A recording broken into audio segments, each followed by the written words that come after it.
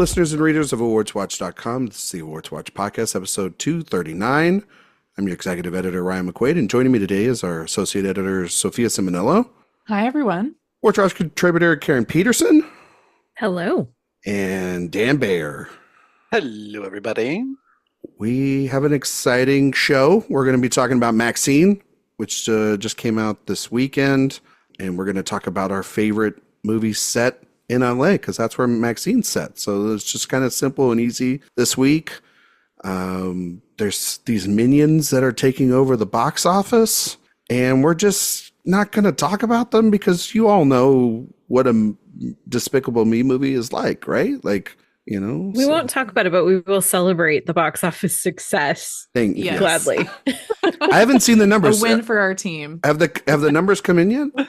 Yeah, I just saw a little bit ago. I don't know it off the top of my head, but it's doing very well. I'm sure it did very well. Yeah. Everybody loves the Minions. Come on. Who does? It looks like it debuted. Can you not love a non-edible Twinkie that speaks in nonsense language? I mean, a little banana. It looks like it made $123 million here in the United States. Not too shabby for its 5-day total. Right, 4th of July weekend. So, and then Inside Out 2 crossed over the $1 billion mark this past week. It is at $1.2 billion, highest grossing movie of the year. But it looks like there's this, and MaXXXine did make close to $7 million this weekend. So that was that's actually pretty good considering the fact really that A24 did their damnedest to kind of hide that movie from everybody, and this is all, we got to get as much money as we can because there's this thing called Deadpool and Wolverine coming out in a couple weeks. It's going to take every dollar from everybody in America. And hopefully there's some money left over for some twisters. I'm looking forward to for some twisters. And a trap. And a trap. That's right. Well, they moved up Trap a week. So that's got to be confident, right? Right? Because we all love M. Night Shyamalan, right? We all love an M. Night film, right, Sophia? You love an M. Night, right? Love is a strong word. Karen, I'll M. say Night, it. M. Night fan? I love M. Night. Thank you. Dan? Dan? I am always a fan of M. Night in theory. In practice, not so much. I feel the same way. I'm like excited when it's time to go. Yes. Maybe I'll really like this one, and then we inevitably start watching, and then the same things start to happen. But I'm ready for Josh Hartnett. Yes, I'm ready for. I'm enjoying the Hartnett songs. Yeah. So last year was what? I was Oppenheimer, and this year it's Trap. He's working with the Bear. And the Bear. Oh, that's right. He is in the new season of The Bear. What do you guys think of Not enough. I thought the new season of The Bear was fine. But I know this is the really TV change. That was okay. I really liked each episode individually. I don't think the season as a whole is as good as what they've done. Sophia, are you caught up on that? Are you caught up on The Bear season 3? I'm only a few episodes in. I try to trickle the episodes out and pretend that they don't all come out at once. That's fair. So I'm 4 episodes in right now. Give her 6 I'm weeks. Liking it so far. She'll finish. Yeah. She does one a week. I'm almost there. She sets aside an hour. Well, you have to bounce it out. Honestly, with there's not much to spoil this season. No. Yeah. No, it feels like it feels like a part 1 to a part 2. Like I know that they wanted to film both seasons back to back, but they feel like this feels like a long season where that will ultimately the story will pay off in season 4. And that's kind of where they leave it off. So, so I am interested in seeing how they'll do that. But yes, we'll move away from M. Night, high concept person, right? And we'll talk about it. Maybe I guess another high concept person, or a person that tries to make at least a high concept here, and that's Ty West. And talking about MaXXXine, which is the latest slasher thriller film in the X film series, and we took this in the box office draft, thinking that it could be a little bit of a sleeper hit, and I think $7 million on opening weekend is pretty good for it. Maybe not, like Minions money, but it's still good for what this franchise, I think it made more money than the last two combined, I think, or something like that. Yeah, I was going to say, yeah. So Mia Goth, it's a direct sequel to X, not Pearl. And a lot of people have a lot of thoughts on this. And I think that this team does as well. So I'm going to kick it off with Karen, who I think saw it before any of us. And she was lucky enough to go to the world premiere in LA. And so, Karen, can you tell us a little bit about, not just your thoughts on the film, but there were like fake protesters, and they went all out for it right there in front of the Chinese theater, right? I honestly did not know if the protesters were real or fake, because there has been some stuff going on behind the scenes with MaXXXine, and there's a lawsuit pending. Really? There is? Yeah. One of the actors was injured, I guess. Oh, with the Mia Goth set. Oh, the Mia Goth thing. Yeah, that's right. Yeah. And so when we showed up for the premiere at the Chinese theater, and I saw the protesters, I was like, what's going on? And I thought it was that, and I thought, this seems like a really big reaction for such a small movie. And then when I got inside and started talking to people about it, they were like, no, apparently this has something to do with the movie. It's a tie-in. And so it all made sense later. But yeah, I'm sure for the pictures it worked, but for those of us that actually went to the premiere, it was a little bit lost on some of us. So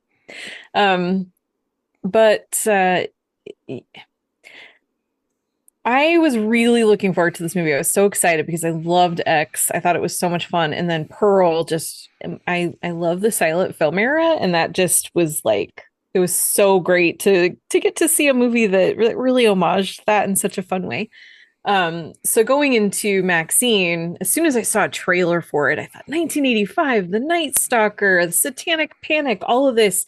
I was just like, I am there. I can't wait. And it didn't take very long for me to realize that this was not going to be a movie that I was going to enjoy as much nearly as the two before it, which is weird because this is the movie that had the most time. They've had 2 years to make this, where they made X and Pearl so quickly, and shot them back to back really in very short order, and then put them out 6 months apart. And they've had 2 years to let this kind of percolate and develop, and it feels like there's so much setup. There's a lot of really interesting ideas. There's some interesting characters that we meet, but ultimately it just doesn't do enough with any of it.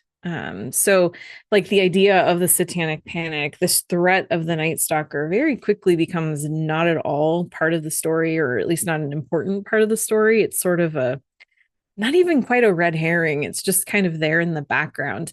And throughout the film, it feels like there's so many moments where it's really just trying to remind you and just beat you over the head with, this is 1985 in Los Angeles. And it's so determined to just make sure that we know that it doesn't really do anything substantive. And and MaXXXine is a character who has been through a lot of trauma. And she clearly is, when you go through what she's been through, you have the choice to either continue to be a scream queen or say, no, forget that. And so I think that she as a character is interesting, but I think her story doesn't give her a chance, doesn't really give us a chance to see what she's really capable of or what she could be. So overall, I feel like this is a very disappointing film. And my first reaction to it was that it's a very strange choice to make the third film in a horror trilogy not a horror movie. I think it's definitely not. That's very fair. I mean, you could also argue whether this actually is a horror trilogy or not, I think. Yeah, I mean, is Pearl a horror movie? Yeah. I mean, I would argue that it is. So, I would argue definitely gross. I think it's at times it is and at times it isn't. I mean, I think X is the purest horror film in this series, and I think in a lot of ways Pearl is a deconstruction of that, and it's an origin of how somebody gets to that point. But I'll save my thoughts on MaXXXine for a Well, second. and Oh, the yeah. problem with that idea though with MaXXXine is that I think Ty West thinks he made a horror movie. No, I don't know that he's aware that this isn't a horror movie. I think there are moments that are very much in that's trying to go in that direction. But but yeah, I'll talk about my thoughts in a second. Dan, I know you were highly anticipating this as well, and I think everybody here was pretty much either had some sort of anticipation just going in, or the trailer really got them. I know you were a big fan of Pearl, especially Dan. Yeah. And so, your thoughts on MaXXXine? I was a big fan of both X and Pearl. I think that double bill was like they individually placed a little lower, but together they would be in my top 10 for 2022. I think they're kind of incredible, and I don't think I've seen other movies that do what they do in that way, and I really enjoyed them and had so much fun, and think Mia Goth is just spectacular in them. And I was lucky enough to be at the TIFF Midnight Madness screening of Pearl, where they revealed the first teaser for MaXXXine that no one even knew this movie was happening. And so I have been on high alert for this movie since that point. And seeing this, I saw it at a press screening a couple of weeks ago, and before this weekend, I knew that I wanted to see it again with an audience, to see how a more general audience as opposed to a critic audience would react to it. And it was very interesting. They didn't react exactly how I expected them to. I think they reacted actually a little better than I expected them to, which was kind of interesting.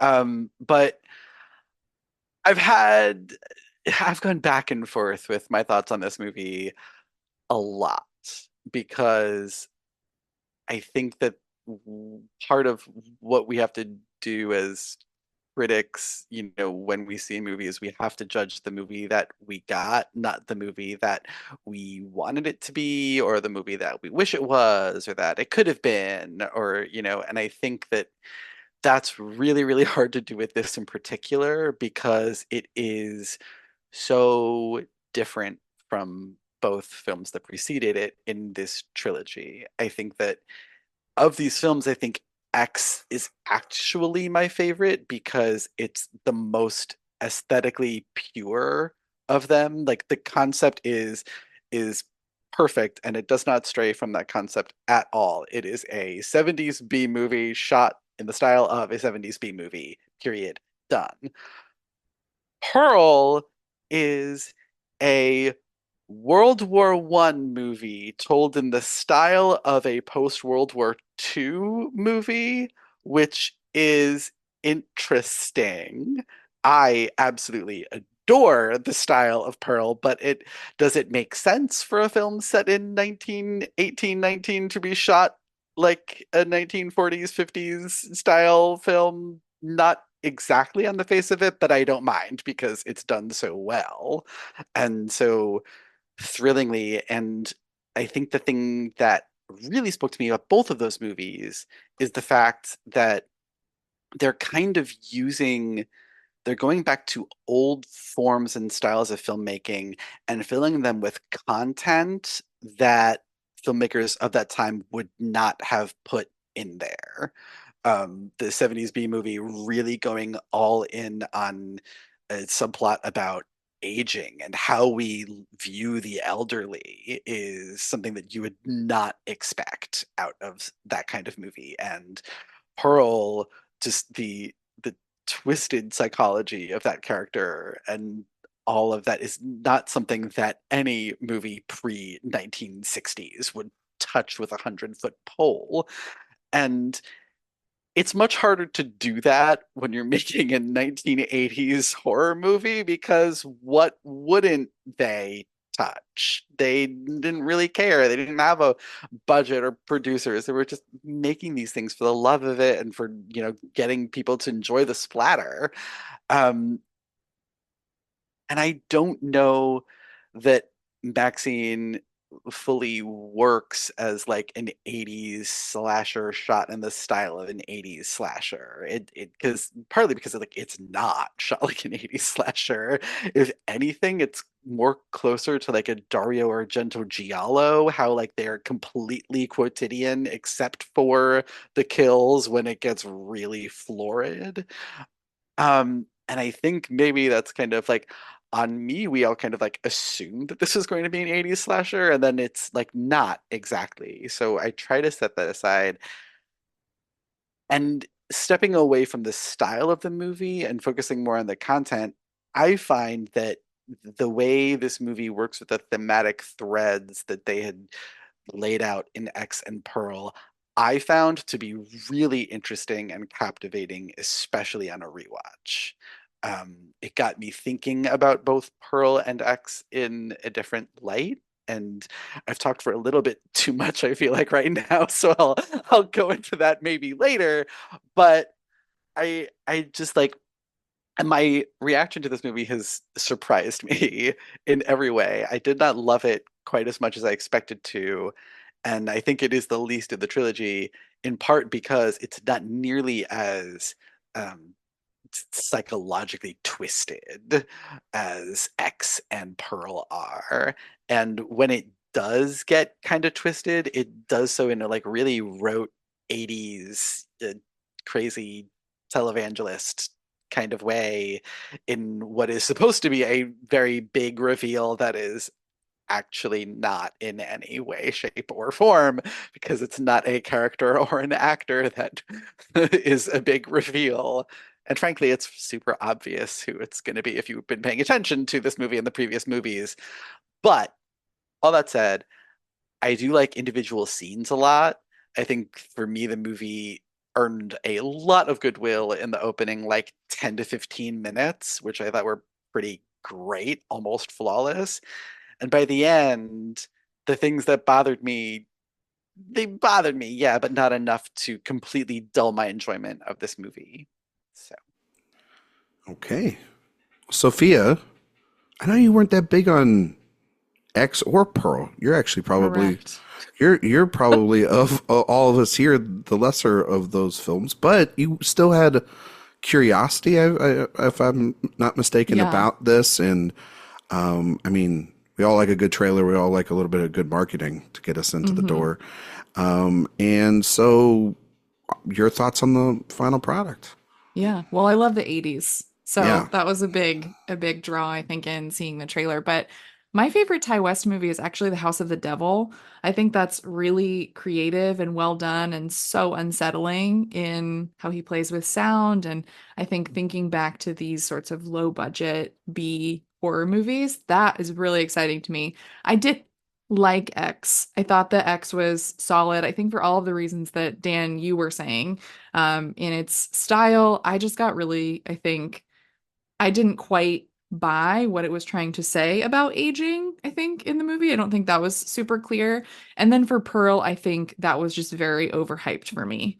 And I just found myself not really liking it as much as I maybe expected to, and found it felt like a COVID movie to me. Like I felt like they kind of cobbled it together at the last minute. I could feel that in the execution. I think that Mia Goth, though, is the shining star of this trilogy. Now, going into MaXXXine, I think that also part of the issue that I had with Pearl is that I don't like origin stories. I don't tend to care about them. And I think that that was one of the things that kept me from really liking it, or at least being interested in it. But MaXXXine, I think there was something more interesting because of the setting, because of the time period, and because it was really connected to X. And I was curious about what happened to this character, the final girl of X, and how Ty West could play with that trope. And for me, I actually didn't think this was that MaXXXine. I didn't think that was that steep of a drop off from Pearl for me. I know that I think that that's what I've been hearing quite a bit, and for me it wasn't so much of that, but I think my general issues with it are that it just feels like an amalgamation of influences that never coalesce into its own movie. I could just feel like there's St. Elmo's Fire, there's Chinatown. You can just see all of these little threads throughout, and it just never has its own identity. And it doesn't feel like it can commit to anything like those fun 80s horror movies do, like those slashers. I wanted it to just go there. And I felt like Ty West just didn't. And the really interesting thing about watching this with a crowd was that you could really feel the energy in the room drain as the movie stretched on, especially as it gets into that third act. And I think that what was frustrating for me with the character was that I just didn't really feel much from MaXXXine as a character because they don't really give her any space to express any sort of feeling whatsoever, which just made me feel very disconnected from her. And the supporting characters were all more interesting to me. I think especially Elizabeth Bender, the Debicki character, and Detective Williams, the Monahan character. I just wanted to see everything that they were wearing, what they were doing. I wanted to know more about them. And I think that's, it's exciting that we have these great supporting characters, but it's also a problem when you don't want to spend as much time with your titular character, MaXXXine. So I have very mixed feelings on it. I don't personally think it's as bad as some people are saying it is, but I also just left the theater feeling like, again, this just isn't the one for me. And I love horror, so I think I wanted that too. I wanted a little more of that. Yeah, for me, I'm kind of, I guess, maybe I'm going to sound like the most positive out of everybody here. But I also have a lot of the similar complaints. I did not get to see X in theaters. I saw it at home right before I was about to see Pearl. And I think that did Pearl a lot of disservice because I thought X was fantastic. And it was a great surprise for me. And it was the one film, Dan will know this, and Karen will know this too. You can pretty much get into any film at South by Southwest. But when they put a premiere of a movie like this at the Stateside Theater next to the Paramount, and you are seeing a movie at the Paramount before, you've got like 30 minutes to get over there. You ain't getting in. And so I just missed it. I never got a chance to see it in theaters. But Pearl gave me the excuse to watch it at home. And I was really taken back by it sort of just being, like you guys have said, it is just a straight up fun, bloody B movie. And it's shot that way. And it's like, okay, cool. Like it's almost shot like his sort of chopped up version of a Texas Chainsaw Massacre sort of thing. And I'm like, okay, I can deal with that. That's fun. And Pearl for me, outside of a really great monologue, it was a kind of just like a okay exercise. I kind of felt what you're talking about, Sophia, with the energy in your screening for MaXXXine. I felt that for myself when I was watching Pearl, and then that final monologue really just was like, oh, okay, so I know Mia Goth can act, but can Ty West give her anything other than this to put together? Because it felt like she did a lot of the heavy lifting and also the script and kind of putting all that together, and they just wanted to keep continuing the story. So yeah, it felt like a sorely wasted opportunity for me, but I was really excited for MaXXXine because a super stylized trailer, a giant supporting cast, elevated, sort of budget than the first two, and yeah, we had known Goth at this point to be able to carry films or be memorable parts in other films as well, and so I was looking forward to it. And I think 2/3 of this movie is actually really good. And I think that the first 2/3 are doing a lot of interesting things. And it's a lot. And for me, I didn't, Karen, you talked about, the sort of satanic panic and slasher movies and all these things. And I know that Sophia, you brought up Chinatown. I didn't really know outside of the Chinatown sort of like being like a detective story at times and having those noir elements, what the rest of this movie was going to be. So I didn't know about the sort of satanic panic and the Night Stalker stuff. Really, I kind of outside of that teaser, I was just like, okay, I think I'm good here. I don't need to see too much going in. So that was kind of a surprise for me, and I like the idea of West in Pearl talking about the longing for fame. X is about getting that fame, and MaXXXine is about doing what you can to keep it and the danger of it and your past catching up to you when you have a little bit of fame as well before you're trying to make that transition over. And I thought that was interesting of she still was in the entertainment industry, the porn industry, and trying to desperately make a legitimate crossover. And her reconciling with her connection with Pearl, I found a lot of that interesting. The Kevin Bacon, Foghorn Leghorn, Benoit Blanc meets Ethan Hawke sort of connection character was fascinating. But I liked him in it, and the Psycho connection was interesting, and I was like, oh my God, like, okay, this feels like you're building up to something. This feels like I felt the momentum. It's getting to this point. Mm-hmm. But Dan is absolutely correct. When the reveal happens in this movie, and it is exactly as on the nose of a reveal from the first frame of the movie, you failed this thing. You failed this from being a truly, like, I think it could have been like a really fantastic, balls to the wall, cool final twist or something along those lines where maybe you do have those connections with her dad, but maybe there's something more insidious about it. Or maybe there is even connecting it back to X. I was thinking about this past week of like, wouldn't it have been interesting if her dad manipulated the parents of all the dead characters in X to join this cult and then go after their daughter for manipulating potentially, you know, and building off a career of their dead kids and all these lost souls or stuff like that, and talking about how, you know, and putting it a little bit on MaXXXine of not really of hiding her past and trying to running away from that. There's no reconciliation for the events there in X as much as more as just blackmail for Kevin Bacon to use against her. And then there is no real like moment of her looking at those events and how that shaped her to be the person she is there. I think Ty West, though, there are moments in this movie I was sitting there when he does want to make it a slasher film or he does want to make it a horror movie. Or I was like, man, he would be interesting for like a Scream movie. Like, I think he would be an interesting candidate to do it because he does in this movie at least look at the studio system a little bit at that time, maybe of the studio system that, you know, rejected a lot of his movies over the last couple of years before he sort of found a home at A24. But that third act is truly one of the most disappointing things I've seen in quite some time. I gave it a B on the website. It should probably be more of a B-, and that's kind of where it should be. I think the disappointment for everyone varies upon your anticipation as well as your love for those first two installments. I don't think that this is a full-on like trash movie.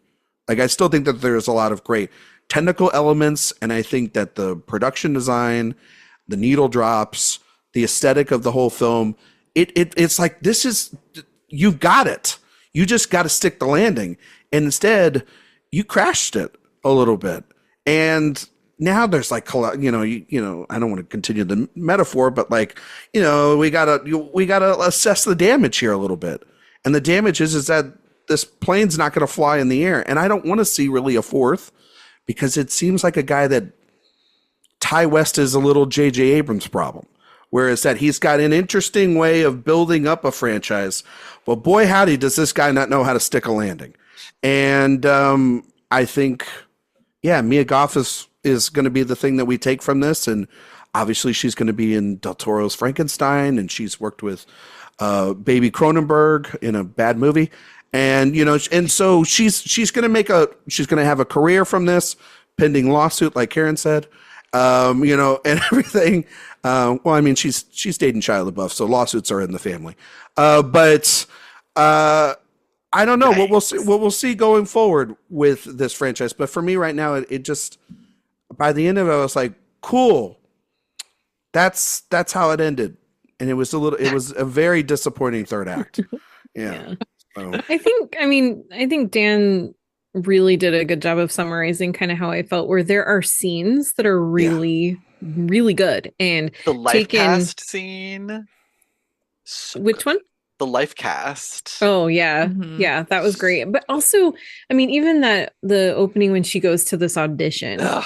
and how she's being grilled by this casting director about her adult film career. Like it's this horrible thing. Okay, and now will you take your top off, with absolutely no irony of what they're asking her to do. And those types of things, I think when it's kind of calling out the industry in those ways, it goes into some interesting places. And I love Karen, not to cut you off, but I love her reaction after that. And I put that in the review of like, that felt like those first couple scenes, you're just like, oh, okay, this movie understands its tone. It's just going to be like, y'all better go home because I just fucking killed it. And you're just like, okay, this is going to be a movie. And then it never really gets that energy title card again, right? drop and then the landing strip. Yeah. Her just walking through and jar she's full of cocaine. Like it, all of that. A+, fantastic. The soundtrack. But then there are other things that's like the Buster moment. Oh my god. Like the Buster moment, like first of all, is so like drop it Buster is so like okay, haha, cute. Yeah. But then it's like, why is this guy even following her? What the fuck is he doing? And because LA is creepy in the 80s. Yeah, and that's literally the only thing that just in the 80s got for it. And and I love where that scene ends up, because that is the kind of like sick, twisted kick that X and Pearl have, but there's not really anything else in the movie that is at that level. And I feel like there were lots of opportunities for it. Like, you have a chase scene on the Universal backlot, and it feels like it could have been out of Beverly Hills Cop 3. A cartoon. Like it's so like, it's just so nothing. They don't do anything with it except a couple, fun window shots that call out, other movies, but that's like 2 right at the end. I mean, it would have been great for her to explore it more, right? Also, to like go into the house a little bit, get trapped in there. Again, it doesn't make confront something of the fact that like you run into a building and it's not actually a building. Right. They don't, or like have some fun with the score about how like you're entering, you're going into one style, then coming out in a completely different facade. Like they could have had a lot of fun with it, and it just feels very rote. Is it too self-serious, Sophia? You think? I don't know if it's for me, I feel like it feels like Ty West made a list. I just can see him opening a notebook and writing 1985 at the top, and making a list of all of his favorite things from that era, or things from movies around that time that he knew he wanted to put in here. Like, and that's what he did, because it's like looking at all of these things, like the Night Stalker and the Satanic Panic, and it's looking at all of these different movies. And a whole lot of Brian De Palma. A whole lot of Brian De Palma, but it's not actually doing anything with it. It's not turning over the stone, right? It's just leaving all of these little nuggets that don't amount to anything. And that's, I think, what I had the most trouble with. Yeah. It's like, and the LA landmarks too. Yeah, and the LA landmarks too, exactly. You can put a reference to Psycho in it, but if you're not going to actually do anything with it, why is it there in the first place? Yeah. And I thought that was going to be cool with her, seeing Pearl up in the window and like thinking about that as like the mother connection, right, to Psycho and how scary that is. But there's just nothing. It's like, if you're gonna reference all of these good movies that have impeccable endings like Psycho and Chinatown, you've got to stick the landing on your own too. Yeah, well, and then remember too, like they also call out in the movie that like the Psycho house is there because they shot Psycho 2 like the year before, but there's not even like, they don't even reference that at all, or like, or all the crappy horror sequels we got in the 80s that no reference to that. I love the idea of this very serious British female director treating what is clearly like a junky B or C level horror movie like it is, Amadeus. Shakespeare. Yeah. But I absolutely love that idea. But I did, both times I saw it, that moment where she is literally explaining her whole outlook on the Puritan 2 and how it is so meta about this Mhm. movie and the trilogy of movies that they're doing, and I'm just like, okay, Come on. I Yeah. get it. Yeah. It is a very okay, we get it movie. Yeah. Yeah.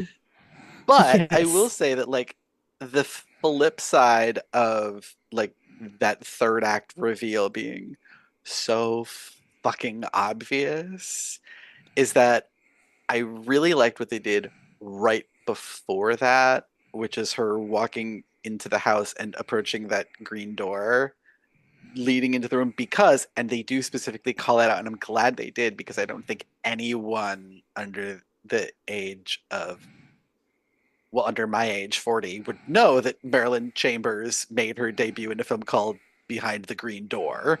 And Behind the Green Door was a sex club where she experienced all kinds of ecstasy. And in this movie, it's where the Party ends. televangelist preachers are gonna stage an exorcism.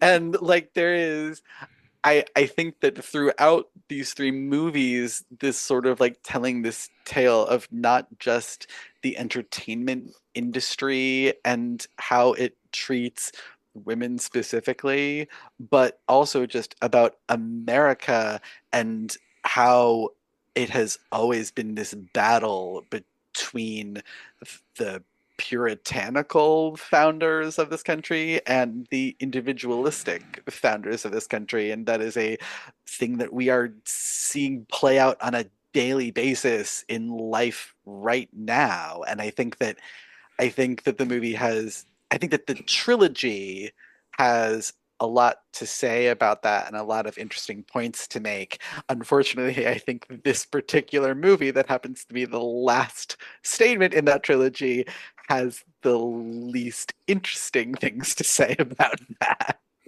Yeah. And the most potential, honestly. Yes. Like there was Yes. so much potential Yeah. to really run with some of those themes and really run with because like Maxine, what she says over and over is, you know, you have to do whatever it takes to hold on to I will this not fame. accept a life I do not deserve. Yeah. Exactly. And that's like her big mantra. And yet she doesn't really get many opportunities to even need to do much to hold on to that. All she has to do is not be late to set. Yeah. That was another frustrating point I had, which is why do we That's never see her act? It's a Yeah. very strange thing. Like we only really see that first audition, In the audition, and then yeah. we just hear Elizabeth Debicki say multiple times about how she's different, she's a star. They could get the second person in so quickly, and it's like, how am I supposed to believe she's really a star or understand anything about what she has if I'm not getting to see a glimpse of it at all, really? Honestly, and she's such a big name in the porn industry or whatever. It's like you don't get to see how that could be your calling either. You know what I mean? Well, It's I mean, like that I'm not was- saying I want to see the porn, but you can't. But you can't have it both ways. You can't have like saying she's this great actress that's going to make this transition and she's going to be Yeah. one of a kind. She's this one of a kind talent, super versatile in every way, and not show you anything.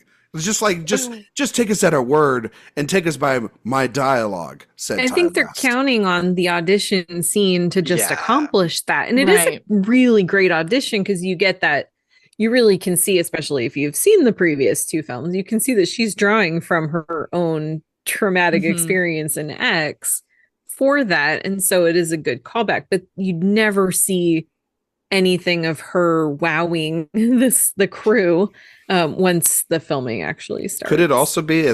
I mean, we're talking about meta elements. Is this just also? Well, you've watched her now in X and Pearl, and she Yeah. put on an acting showcase in Pearl. So therefore, audience, you already know what Mia Goth is. So Yeah, why it's- do I have to show it? It's just concerned with if other you've- things. but if you've It really never just seen- is. But Yeah. if you've never seen Pearl and you've only seen X, or maybe this is your first time seeing this, yeah, that one scene's all you get, and it's not enough to be like you can't. She's talking out of both sides of her mouth to Biggie's character, where she's just like, "I see the world in your eyes." She reminds me of her character in Tenet. Yeah. That's how she speaks. And yet, like 5 minutes later, she's like, I could get like you're saying, Sophia, I could get the next person in here if you're not showing up on time. Showing up on time is important. It's like, well, why would you kick out a generational talent if they showed up just like 15 minutes late? Like, what's the, Yeah. Well, because it also just makes it seem like she's just running around the lot all day. when you're watching Right. it. That's a funny part too. Why don't you Also, also she tell was him, late because hey, her friend got murdered. yes, yeah. Right. Yeah, like it's a thing. The thing that, and this is this really like dumb thing to have as an issue, but like there's the one scene where the guy comes up to MaXXXine, he's like, yeah, Elizabeth wants you on set later for a meeting. She does not ask when or where on the lot she has to be. She just says, yeah, okay, and takes the script. And I'm like, but how do you know when to come back? Like, Yeah. And then he's like, I love your work or I know. something. Yeah, and it's just like, okay. which I love that, like, I mean, obviously the whole, like, because they do say, like, your agent tells us you're a big name, and, like, once we see Teddy Knight, it's like, okay, so maybe they're exaggerating a bit. Yeah. But, like, I did also question, like, okay, how big of an adult star is she really? Because Well, the parking lot guy at the studio I knows her. I love that. He's got those tapes, Yes, you know? you are. Uh, But also, she doesn't seem to like use that at all. Mhm. Like, if she had come out of that psycho house and told that security guard, like, this guy's chasing me around the lot, he would have him out of there in 5 seconds. yeah. Mhm. You know, or like she doesn't ever seem to she seems as a character reluctant to use her adult film star Persona, yeah. skills or Mhm. persona to get anything, which is interesting, but they never really delve into it. I know I think it was Sophia, she mentioned some of the supporting characters, and Dan did too. I felt there were too many. I felt there were too many supporting characters, and too many of them were Yeah. high profile names, and it just felt like, oh, we got Casting. yeah, we got like Yeah. Giancarlo Esposito, we got Lily Collins, we got Halsey, we got your Bobby Cannavale's, and then we've got Kevin God, Bacon Halsey. playing. We got Kevin Bacon playing this buffoon of a character, and it's just I will defend the Kevin I Bacon could go choice. I thought on he was about- no, great. like there's Kevin just Bacon is fucking perfect. there's just Also, I too got to- many things going on, and they're There all are. in different tones. Well, that's You know why what I I was so mean? interested in the other people because I was like, oh, another person, another character, right? That had like some, I don't know, that reminded me of another movie, or I was trying to clock the different references. It just felt like though, like somebody, like a bunch of people over the 2 years it took to get to this movie saying to Ty West, I really liked your movie. And goes, well, then I have a part for you if you really like it. Mhm. You know what I mean? Yeah. And Mhm. that's what it felt like. Yeah. It felt I feel like a people lot got of it, people saying got it at a "I will party rather than at an audition. You know what I mean? Yeah. So, It feels like a lot of people saying, like, I will work for scale to be in your next project. And Tyler's It's like, going, Yeah. okay, Sure. I guess I'm gonna That's what have all an my all-star actors make, cast you for know? this movie. Like, okay. But like, first of all, Halsey just barreling into this movie with that thick New Jersey accent. It was Lena Lamont. Truly, I was. you want to go to the I was Hollywood Hills with me? in love You know? with her, in love with that performance. So that every Mhm. dead girl in Hollywood. Oh my god! Or The go to a swagger party. on You know what I the mean? Yeah. swagger. That is how I would expect a female porn star of 1980s LA to act. Like, that is exactly. I did love like I Lily Collins love it coming in so with like the much. British accent of hers or whatever. She's like, "This is pure acting in cinema, and she'll get you to the top if you just pay attention to her." And I'm like, "You guys are on this really crappy movie. I don't understand like where you all got the gall. Like, you guys made all your money off of VHS tapes. That's why you guys got the greenlit. You're a cult classic turning into now a big studio film. Yeah. So it's And then Kevin Bacon, that is Genius, brilliant.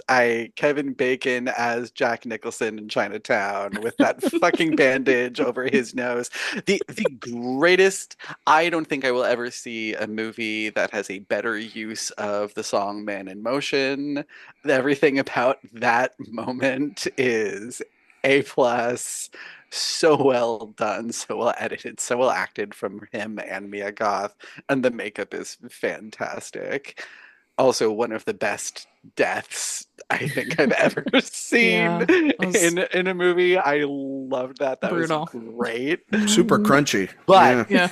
my real takeaway from this movie is that, like, give me the Moonlighting reboot with Michelle Monaghan and Bobby Cannavale, please. With all the Oh dad my jokes gosh, that he's they doing. annoyed me Oh my so God. much. but I felt like they were purposely annoying. Yeah. Yeah, but that's a movie it made just by was Shane overkill. Black and not made by Ty. It was very like they were such archetypes. Like they Yes! weren't real. Yeah. Yeah, they're characters. hmm Yeah, I thought Giancarlo Esposito was bad in this movie. Like I always Oh, come on. I He's thought he great. was I deal with It's this fun negotiation seeing now. him be Like, such a ridiculous character. that I mean that wig was given something. It felt like, I'm telling you, it was a lot. I loved it. I It loved was that. so it was like, okay. it was so Um, bad. But like then they're like, you know, how they get rid of Bacon, and then he's just like, it feels like a side mission in a video game almost. Like it's like, we'll take care of it. You go up into the Hollywood Hills and see your father. You know what I mean? Like it's like it's so weird. It just, again, this movie has so many tones, and for a while I'm like, okay, this movie's kind of stupid, but like it seems like it's going in a fun place, and it gets to that reveal. And you know, I recently, because we're going to be talking about movies from 1999 coming up next week, and we're going to be doing something for the website, a written piece. I rewatched Spike Lee's Summer of Sam last night, and the reason why is because I'd seen it a while ago, and it's an underrated Spike Lee film. But that movie, to go back to a point Karen was making, that movie has the obviously the killer Summer of Sam, Son of Sam, is terrorizing the streets of New York, and you have then these fictionalized characters that are living in that area of New York, in Brooklyn, I believe, and they are pointing the fingers.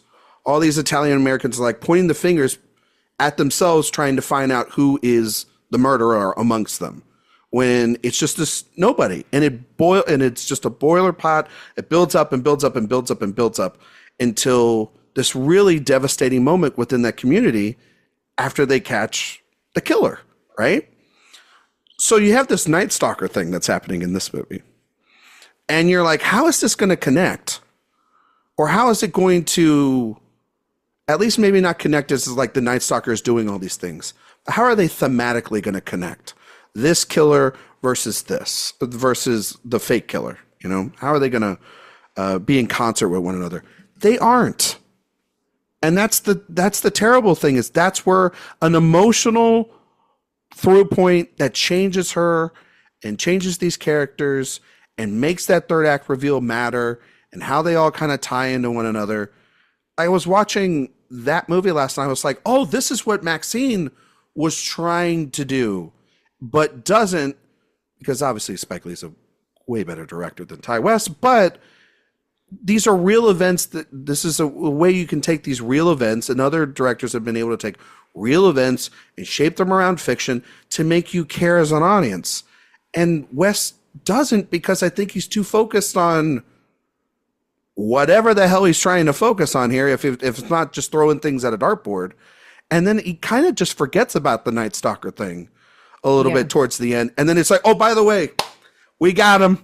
We're good. We can wrap this picture up. Let's get out of here. And it's a little disingenuous, at least for me. And that was one of my biggest disappointments, because I was a kid when the Night Stalker was running around. That's actually a really pivotal thing for me from growing up. I remember having, like teachers in school talking about, why not to be scared and how to be prepared and stuff. And But then one of the murders happened not that far from where I grew up. And so it was a really kind of defining thing from my childhood. And the way that it just kind of gets used as sort of something in the background that doesn't really matter to the story when it was such a key part of some of the marketing. I thought there's such a missed opportunity there, especially because Richard Ramirez, the Night Stalker, one of his whole things was that the devil, he was one of the devil made me do it type of people. That was one of his excuses, that he was this big Satanist, which, I mean, who knows what was really going through his head. The guy was crazy, but that was part of what did fuel that idea of the satanic panic in the 80s was this guy specifically. Yeah. And to have MaXXXine come down to being, well, her preacher father is kind of one of those people kind of at the center of that, but really it's not about satanic panic. It's about control more than anything. And then the Night Stalker and the police are really quick to blame some of these or dismiss some of these killings as, oh, it was probably him, when it didn't have any resemblance to what Richard Ramirez was actually doing to people. It felt like another just check mark on the list of, okay, we got that reference and we're done, let's move on. And it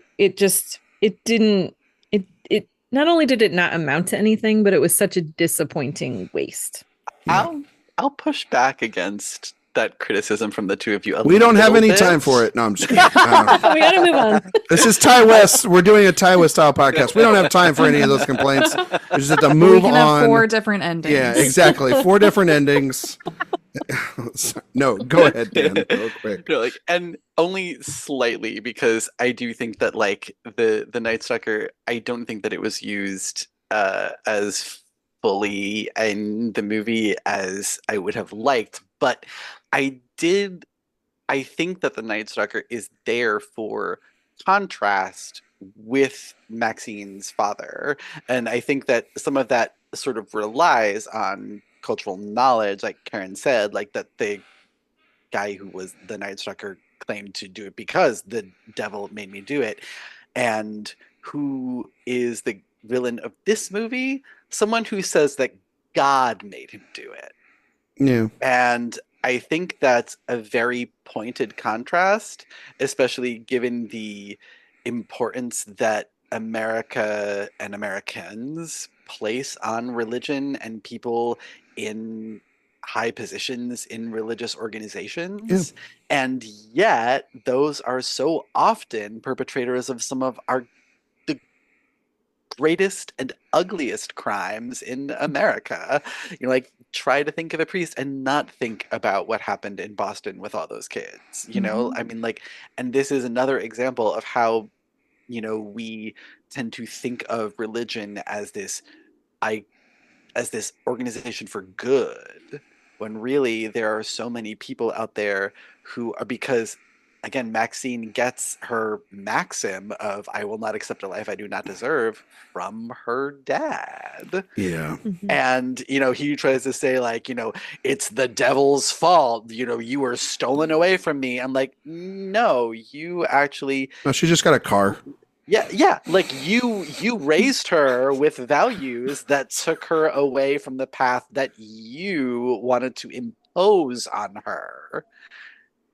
You didn't want her to find her own way through life. You wanted her to follow the path that you had set, and she found so many things beyond. So, I don't think they definitely went as far as they could have with drawing the parallels and commonalities and really trying to make the Night Stalker more part of the movie, and I guess more of a red herring. I mean, because Michelle Monaghan pretty quickly calls it out, no, these killings are this isn't the Night Stalker, guys.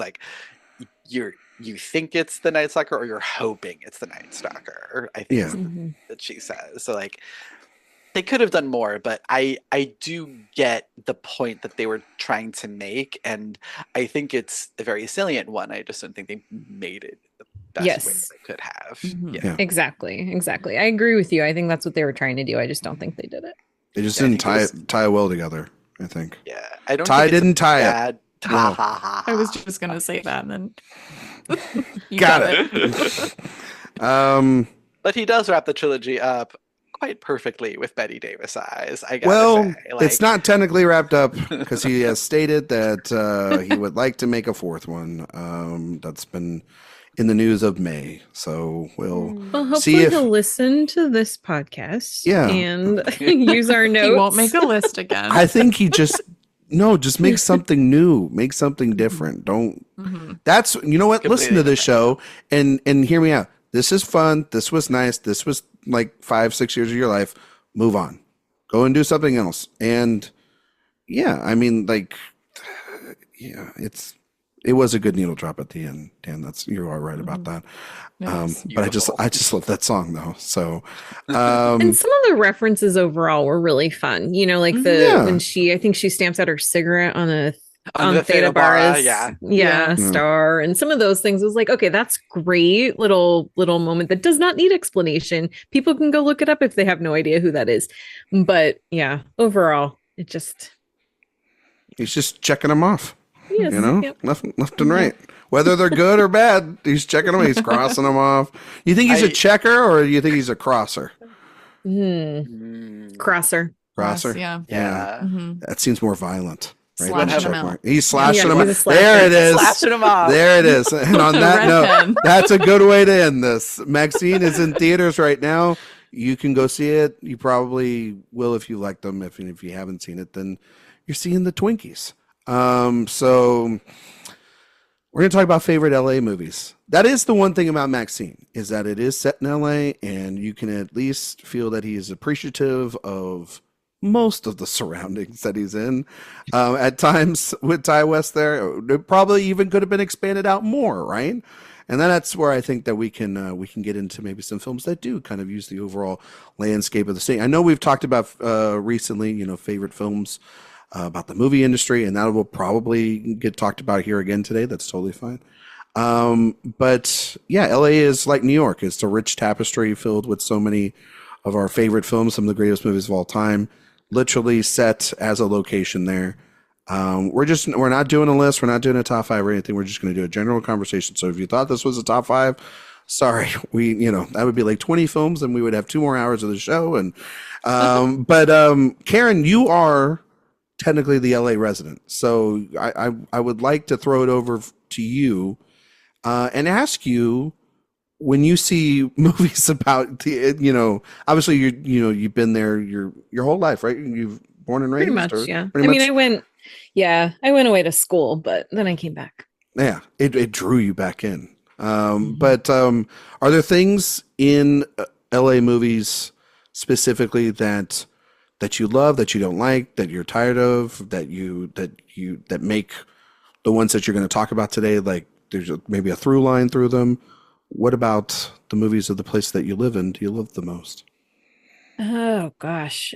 So LA has such an interesting blend of landscapes and styles. And you can just drive down one freeway and you go through so many different types of neighborhoods and different architecture. It really truly is a melting pot. And it's funny because I can always tell pretty immediately when a movie set in Los Angeles was actually filmed in Los Angeles and when it was not. Because there's some pretty telltale signs. I always get a kick out of something where I'm like, that doesn't look anything like LA. Oh, it was filmed in Vancouver. That'd be why. Yeah,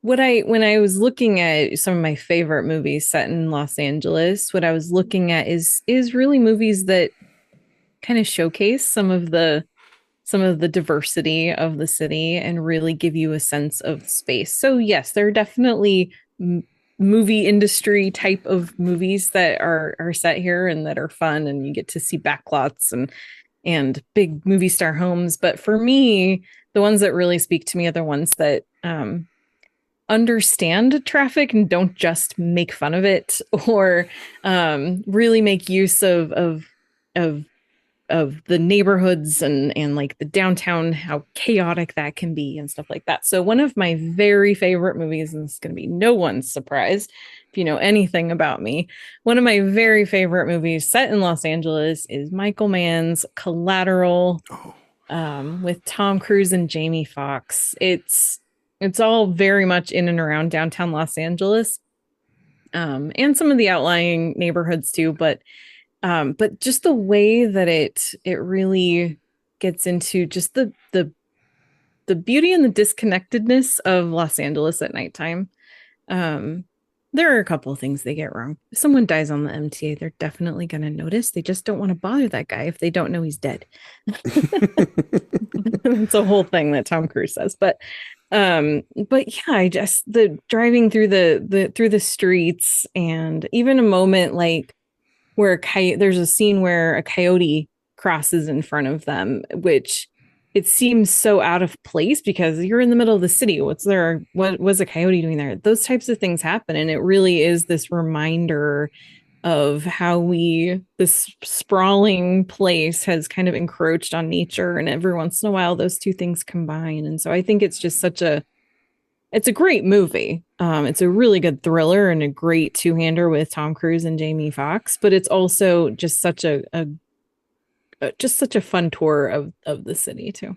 Yeah, I love that I don't movie. think LA has ever looked cooler than in that movie. Michael Mann definitely loves Los Angeles. Yeah. Hell yeah. Yes, he He's a does. great LA director. Yes, he is. Yeah. Looks Yes, great he in is. Thief, too. Yeah. Well, it's not just Thief. There's another movie. I have one on my Yeah. list. I know. Yeah, there's another movie. We're gonna talk about it here in a couple minutes, Yep. Dan. I figured everyone would talk about that one, so I had Hell. to bring up Thief. There's takes no way. place half Let's just in say LA, this. okay? There's no way I'm not talking about that movie. All right. But no, Collateral. You know what? When I was a kid, I always thought that because of the taxi cab and everything, I always just associated it with New York. I thought when I was a kid, when I was really young, I thought it was a New York movie, right? Because it's all about this cab and everything. And then as the movie was going on, I was like, "Oh, this is an LA movie! Holy shit! Like This is a different type of this is a traffic. different type of Yeah. traffic, baby." Yeah. And that's what I think makes it so. I mean, it is really beautiful, but it's also, yeah, it's so tight within that taxi, but it's through. They're going to all these different locations. It's very much a mission movie, and you're right, Karen. It's a two-hander, but there is also something like most Michael Mann movies, that has this interconnection between cops and then people that are innocent and outside of all of this. And then you kind of have that central relationship between these two people. One is definitely on the right side of things, and the other one is not. And but with this film, as opposed to the film we'll talk about here in a minute, there's clearly a lot of good and bad, those forces of evil, and that's why it's one of Cruise's top 5 performances for me. I think Jamie Foxx, this is what he should have been nominated for in lead actor, not in supporting actor, because he's not a supporting actor. It makes me insane. makes That me is the angry. ultimate category for him. Yeah, it really is. I mean, if you wanted to push Cruise in supporting, maybe, but he's borderline lead as well. Never They get are to co-leads, but if you're There going to can- split them, if you're gonna it's switch it, definitely yeah, it's Cruise the as other the way supporting. around. Yeah, Mhm. There exactly. can be 2 leads in a film of the same Yes. sex. Yeah, but that's It's a thing. but you know what, Dan? They don't do that. And awards teams don't do that anymore. But it's and they really did back then, even still. But yeah, I love that movie. And the 4K, if you guys have the 4K, is need to get an it. impeccable transfer. Michael Mann's movies have impeccable transfers. Yeah. So Dan, what do you love or like about LA? You been there a lot? Have you visited a lot? And since you're a New Yorker, have you gone to LA a ton? So I have been to LA once. Cool. I have family there. And we summer after my senior year of college, we went on a big summer vacation trip. We visited family in San Francisco for a week, spent a couple days in wine country, and then drove down the one freeway to LA and stayed there for a week with family. And That's a gorgeous drive. That drive was the best part of the trip after like the one winery that we went to in wine country that was like really good. But that drive is so gorgeous. I would do it again in a heartbeat. But LA, I feel like you're either a New York person or a Los Angeles person, and I am definitely a New Yorker. Not actually born and bred here, but pretty much like an hour's drive away. And with family in the city, I was here all the time. And LA is just like, I don't know. It seems very dirty outside of the like touristy Hollywood parts, which just seem really tacky to me. Just like, I don't know. Times Square just entered the chat. I was gonna say, and as a New Yorker, I avoid Times Square whenever I can. Do you not hang out with Elmo? No. Come back to the LA, routes Dan, and around. I will take you to the good parts. Please. I also feel like that's probably part of it. It's just like we were in the most touristy parts of the city because that's what you know do. a lot more people there now. We have Griffin, we have Karen. There's yeah. a bunch of people that can take you to really good places, the cool places. You know what I mean? Yeah, so you can go out for AFI at some point. Yeah. That'd be fun. that would be. Or even better would be the TCM festival. Yeah. Oh, yeah. That one's fun. But do you have film, Stan, that you love from the city of LA, even though you've only been there once? Absolutely. Given that I'm pretty sure I am the only person here who has seen the cinematic masterpiece that is Chris Pine's Pool Man. We don't have to Pool talk. Man. Thank you. I really, after the screening at TIFF, I thought I was the only person in the world who liked it. I still haven't seen it. I have not seen it. It seemed like while I was watching it, I'm like, okay, this is a very LA movie. Like half of the jokes in it are like just for Los Angelinos. Yep, it's so true. So there you go. But I think that movie's actually a great tribute to Los Angeles. Okay. Mm-hmm. All right. Yes. A lot of the more people who have really lived there for like several decades and don't really have a lot of money parts of Los Angeles, which I love that we rarely get to see. That's like, because my other ones are like, my other favorites are the more kind of glamorous ones, like LA Confidential. I love LA Noirs, and that's probably the best one outside of the 1940s. That entire cast is on fire. I love that they actually like make use of Hollywood in interesting ways in that movie, and I love that it has a dark, cynical heart to it to match my own. And then on the other side of that spectrum, the unabashed love letter to Los Angeles, that is La La Land. I know that movie is I'm with you, rather Dan. divisive amongst people, but like I said, I don't think LA has ever looked cooler than it does in Collateral. I don't think this city has ever looked as beautiful as it does in La La Land. And that movie makes sitting in traffic on the 405 feel like it could be fun. So to be in my car and why are all these people dancing? We gotta go. As a New York resident, I would be really upset. I'm sitting there. I'm like, I got I would a get movie. out of my car and join them. I got a movie in about Know what 15 the minutes. dollar Come on. amount is. Every once in a while, that type of thing does happen. Not a dance number, but protests will just happen on the freeway, and we don't enjoy it. Yeah. Protest on the freeway. Wow, that's too much. LA, y'all got some shit to work out there. Yeah, But I'll support whatever cause you want. Just get out of my way. I got places to be. Yeah. I just want to go home and the freeway is literally just for cars.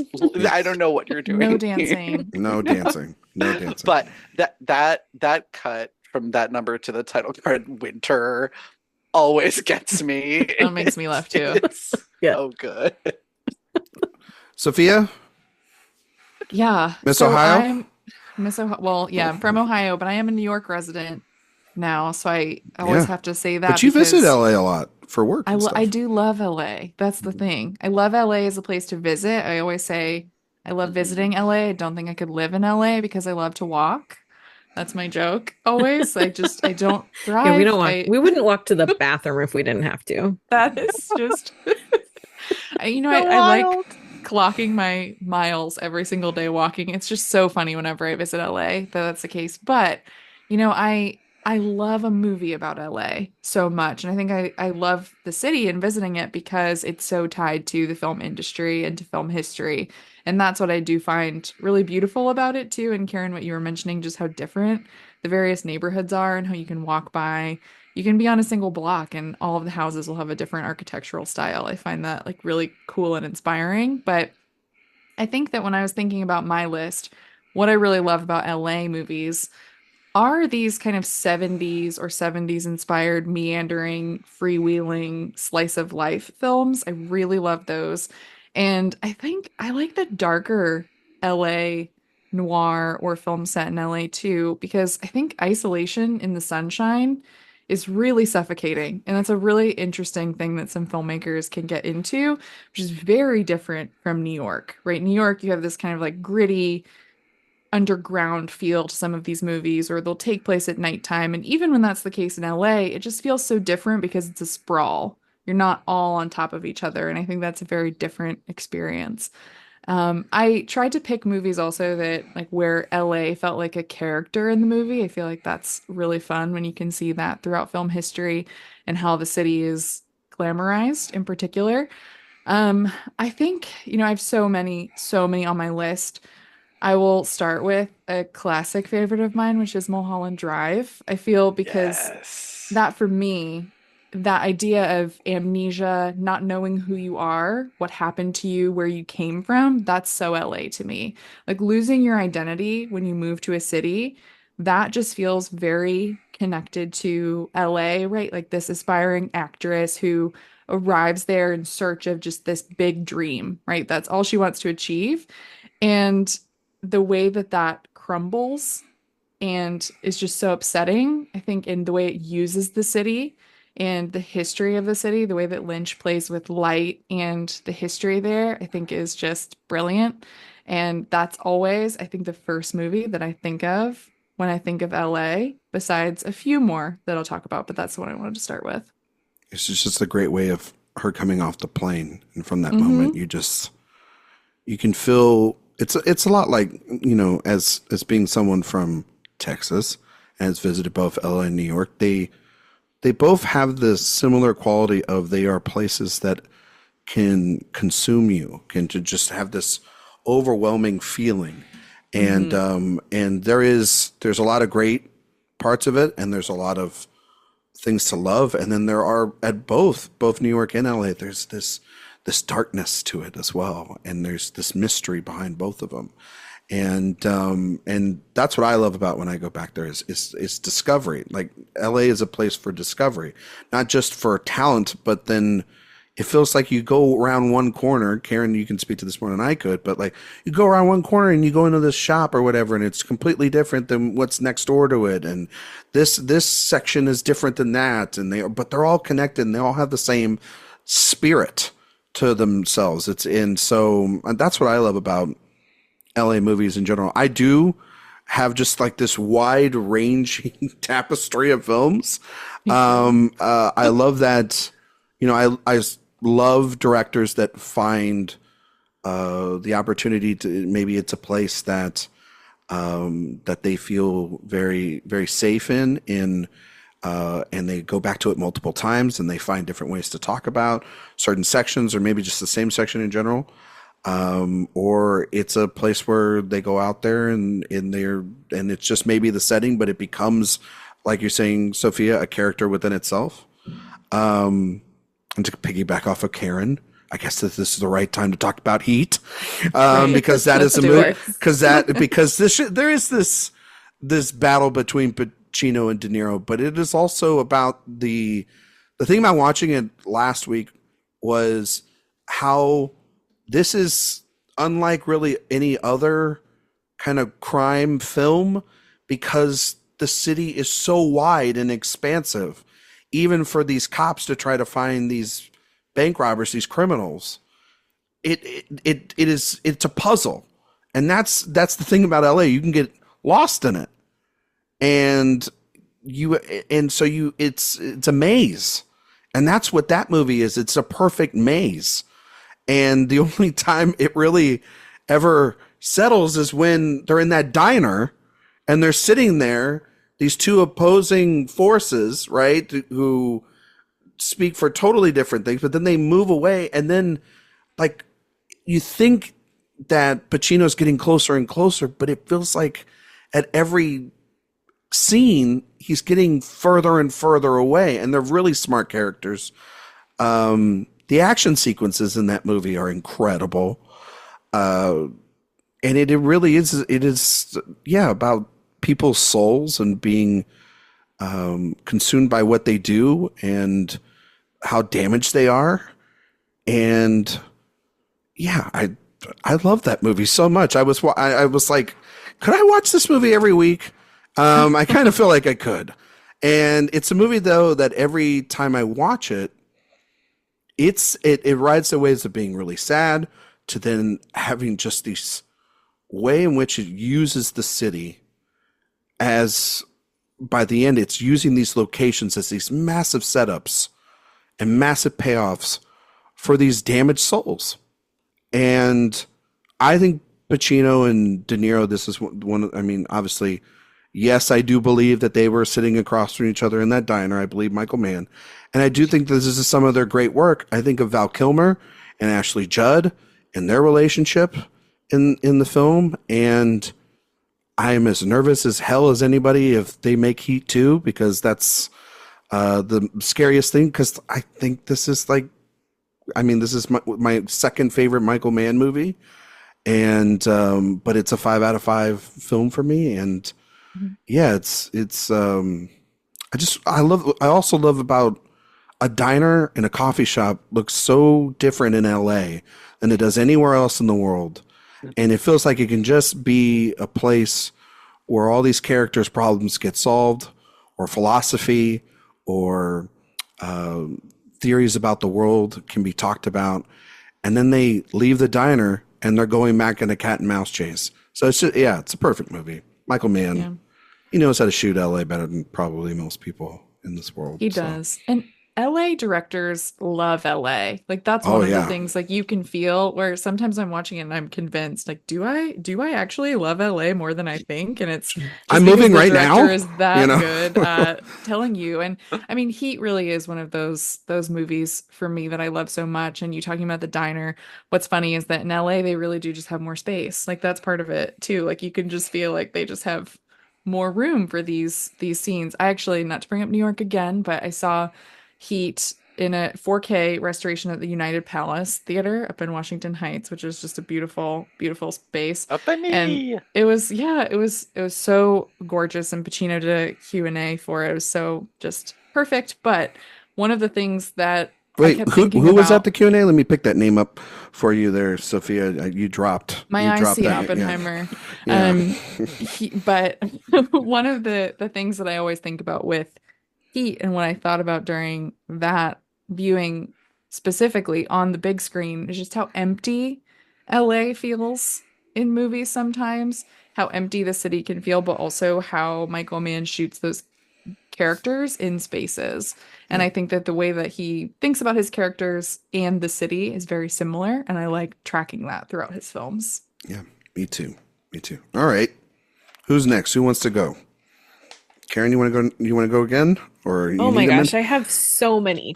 But yes, I know. I'm like, how do we do this? No, right? We just go after someone's done. Just say a name of a movie and talk about it. Well, something else that I really like, not just how the city is shown, or the neighborhoods or the architecture, but I also love movies that really show you the cross section of people that live here, because LA is pretty much the only place in the world where you can find people from every country in the world, and so many languages and so many backgrounds. And so I love movies that highlight that too. And one that the first time I saw Tangerine from Sean Baker, I was just like, oh, this movie's driving me crazy because this is just LA on a Tuesday. And I've revisited it several times, and that's actually become the thing that I love about it, is how much it does, like, like when these women go into this donut shop and they're just being obnoxious and just kind of harassing this poor worker who works there and just wants to do their job, and I just think, leave this person alone. But that's the kind of thing that you experience in LA, and that's part of what makes it such a fun place to be. And I think that I mean, it's a great movie, but also just, I think the way that it just captures these personalities, and also a little bit of some of the hidden gems around the city as well. I am so glad you said that, Karen, because I love Tangerine, and I had that on my list, but I'm like, I just love this movie, and I don't know how good or bad of an LA movie it is, but I love how gritty it is. I love how it like literally feels like Sean Baker was just following these ladies around the whole time, and everything about it just feels totally like you're a fly on the wall, like you're just observing these very real things that are happening, and all the performances feel so naturalistic, and Yeah. I love the feel of it and the texture of that movie. I like shooting that movie on an iPhone feels like the exact right aesthetic choice. You Yeah, know? Like, absolutely. yeah, like, and I don't advocate, well, shooting any film on an iPhone, but in that specific case, it worked really, really well. I totally agree. Am I going to be the person who brings up Sunset Boulevard? Do it. That's on my list too. Someone has to talk about it. Someone has to. Because look, that is the most LA opening of a movie Yes. ever. Mm-hmm. And I talk about a movie that like takes place just right in the middle of Hollywood, in the middle of the dream factory, and just does not feel dreamlike at all. It doesn't even feel like a nightmare, really. It just feels like, yeah, life exists for these people too. And it's even worse than you may think, because there's some shit going down in Hollywood. Hollywood is nasty, and they do a great job of convincing you that that house is actually on Sunset Boulevard. It is not. It is in LA though. But yeah, I love the movies that give us that seedy underbelly of what's supposedly this glamorous place, and then specifically with Norma Desmond, and with this crumbling mansion, and sort of this ode to a bygone era, and there's just so many great things about the film. I love the visits to the studio, and yeah. Sorry, Sophia, Yeah. I feel like you were gonna say something. Oh no, go ahead. No, it's okay. Oh, at the New Year's party, Yeah. the poker game or whatever it is with the other silent film stars, like, Yeah, it's a perfect movie, and I feel like what Gloria Swanson does with the character, like using her own past in the film industry to inform Norma Desmond, it's one of the best performances we have by any actor, I think, ever. But it really, I think, I love films that look at the film industry as something that is toxic, but also so glamorous and ever evolving, and how it can completely spit you out. And I think for women in particular, how you age out of something. Like that is such, I think, a common theme throughout media, really, in film history. But this is the film I think that does it the best. And it's because of the script and the performances. My God, just one of the all-time greats for sure. There's also just that beautiful scene to that point, when they do go to the studio and she thinks that DeMille wants her back. Mhm. And there's so much so much empathy and care that he shows her, that the people on the set who all remember her know exactly who she is, and they kind of let her have that moment of reliving her glory without shooting her down or making her um feel bad or feel embarrassed. They're very careful not to do that, and it's actually a surprisingly moving scene. And at the same time, she reaches out to all the little workers who made these movies, just like, like she's not treating them like a queen or diva Yeah. or star. She's, there among them and accepting their love and giving it back to them because they made these great things together. It's really beautiful. It's a fine movie. No, I'm just kidding. It's a masterpiece. I love Sunset Boulevard. No, what I love about it too is that, I mean, it's what you kind of guys have all talked about it. It's a movie about people trying. It's honestly, it's actually something that MaXXXine kind of touches on, but doesn't really go full way, which is about the Hollywood dream, becoming famous, trying to keep that, trying to navigate it, age.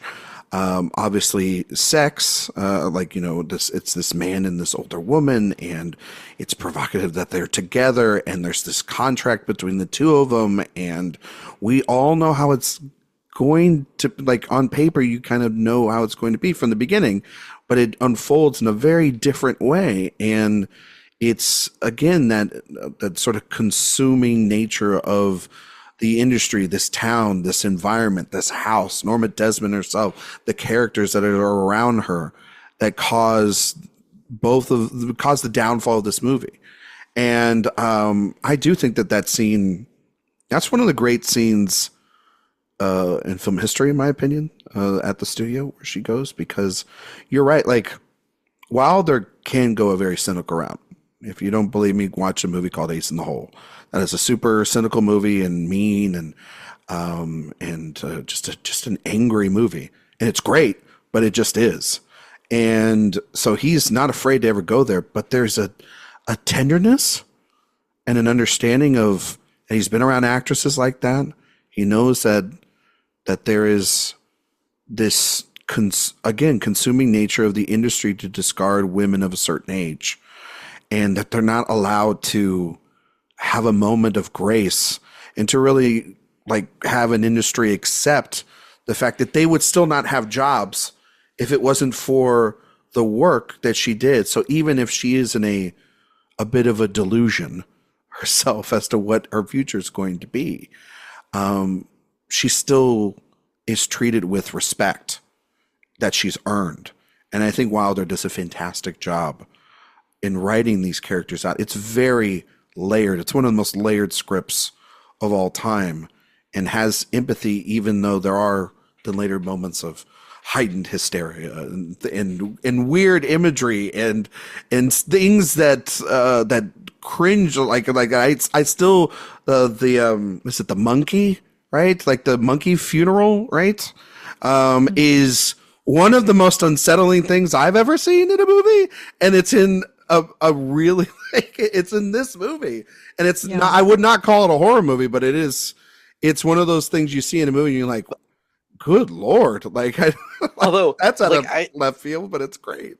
I tell you, like, the way that for the longest time before I saw this movie, I thought it was a horror movie because all I had seen of it was The Last Shot. Yeah. Which is like a vampire movie. Like, that's what it feels when you're first kind of getting used to the imagery of very it, right? Dracula, like, that's how it feels. Yeah. I think, like, while this isn't a mean movie or anything like that, I think it does have a lot of empathy. There's a lot of irony to it, which is what I really like too. And Wilder, he said something, I'm trying to remember it's like the exact way that he said it, but it's like he said it's about a man who wanted a pool, got a pool, and drowned.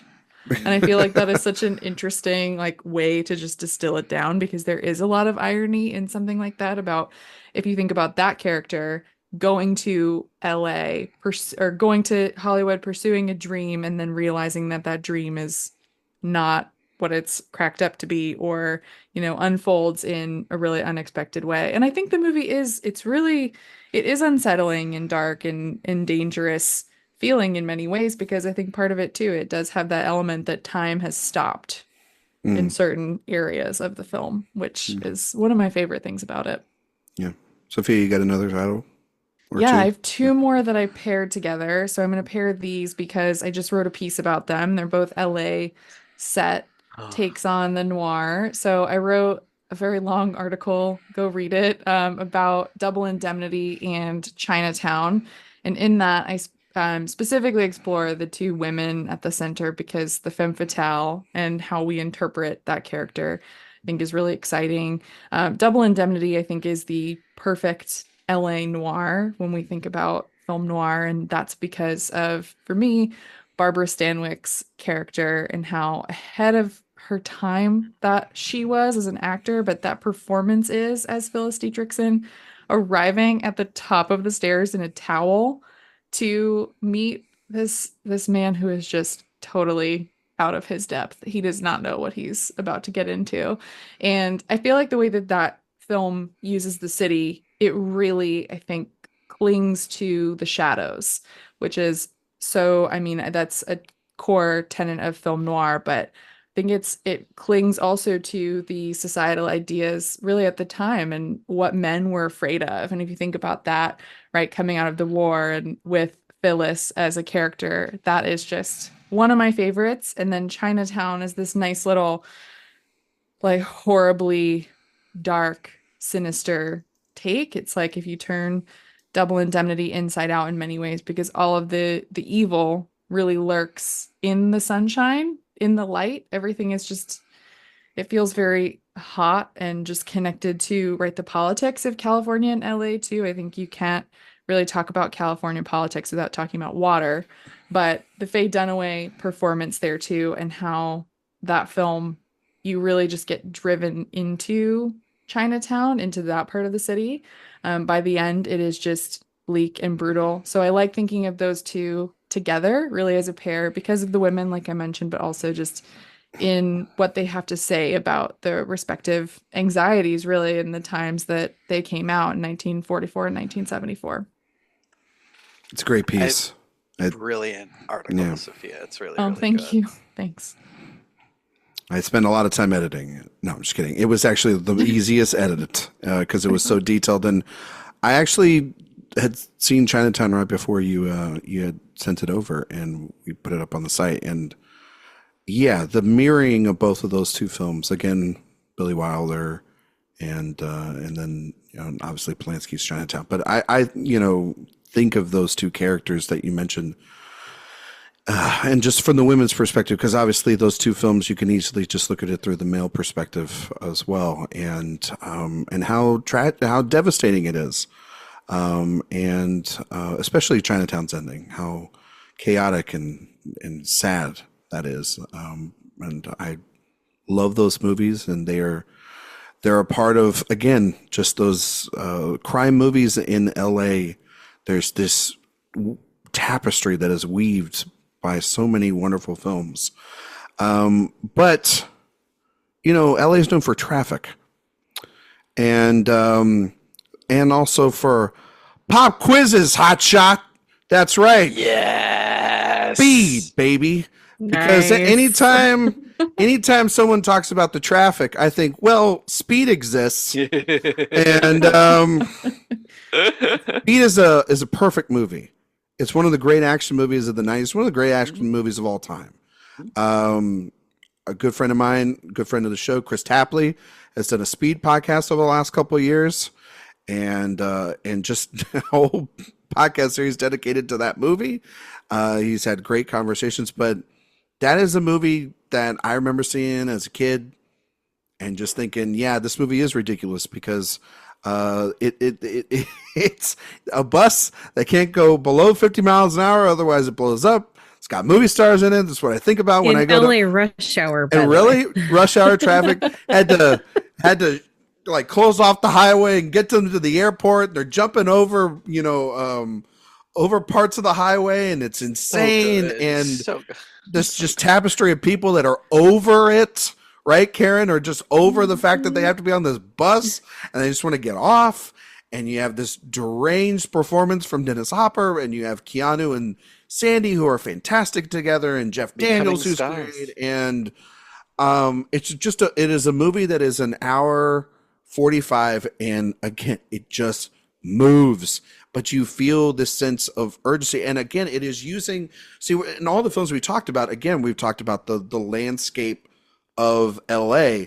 This is using the literal part of LA that everybody hates and using it as a central character in a way of how are they going to maneuver around one of the most busy, compact, complicated highway systems in America to make sure that this bus does not get below a certain mileage, and then have to get into the airport somehow and clear the airport out, and you know, and the trick of using like the tape. This is like 90s technology too, of like Hopper then seeing it, and then like that's how they get off the bus and it explodes. And then the stuff in the like the subway tunnels or whatever later is insane. It's just a damn good movie. That is also, again, really hot. It's a really hot LA movie. You can feel and see the sweat literally coming off of, you know, of our characters as they are driving this bus into hell. It feels I would like have given to have been Keanu Reeves' Towel Boy on that movie. I'm telling you. It's also a movie that could only ever exist in the time that it was made. Yes. Because it's not just, oh, it's a bus and it's on a freeway and it can't go slow. It's very much like all the things that all the pieces have to come together just the right way. And so they were able to use the 105 freeway, which is the freeway out to LAX. And it was still under construction. They had just finished it, but they didn't open it yet. They let the production use that empty, unused, unopened freeway to film this. And then LA getting a subway system, which is still kind of a work in progress, but it was, parts of it were open, but so much of it was under construction. So it's also this just really fun snapshot of Los Angeles in that like 94 that couldn't even really exist now. And it's so much fun. Karen, they tried to put it on a boat, and I don't acknowledge that movie. No. You sure? That made is how a they fake how movie. Fake movie. Does not exist. They made that up. That's I think when they took it out of LA, that's when it ruined it. I think so. Put it on a cruise? Come on, that's ridiculous. But if it had Tom Cruise on a cruise, I mean, that would work because all his movies work. Yeah, that's true. Karen, do you have another one you want to talk about real quick? So I made a giant list, but trying to just distill it down into like one or two more. I love movies set in the movie industry, and so a couple of movies that made my list are The Player. Yeah. Oh, on mine too. Yes, I love that. I just rewatched it again recently, and just the way, kind of a little bit of what we were talking about with Sunset Boulevard, but sort of that. It really dives into sort of the ugliness of the business and just how nefarious some things are and how just nasty people can be. And sort of the soul selling that goes into making a movie. I think it's all really, really done in an interesting way in The Player. And then I love Who Framed Roger Rabbit. Yes. Yeah. Like, it's such a fun blend of, it's noir, it's this like, 40, it's set in the 40s, and then just it's such a fun blend of reality and animation, and I mean, just everything about it is absolute perfection. It's it really does use kind of this growing city, this expanding city, partly for the development of the story, because it's all set against the backdrop of the building of the 210 freeway, which, by the way, is like 3 miles from my house. I live right off of that, but just the way that they really do use all like, I mean, it's a miracle of a movie too, because you have Warner Brothers and Disney together on a screen. That could never happen. Nobody ever thought that could happen. And they made it work. And not just did they make it work, but it works so, so well. And then just with this perfect noir story. And Judge Doom absolutely terrified me when I was a kid. Still kind of does, if I'm being honest. And it's just, yeah, it's just so fun and so good. Yeah, it is. You're right, Karen. Like that'll never get made unless Disney or buys Warner Brothers. But Yeah. which is, you know, I guarantee you, if that ever happened, there would be a Roger Rabbit too, and it would be terrible. it would be not good. Yeah. It would be with Chris Pratt. So God, no. Don't tempt the fates. Dan, back over to Uh-huh.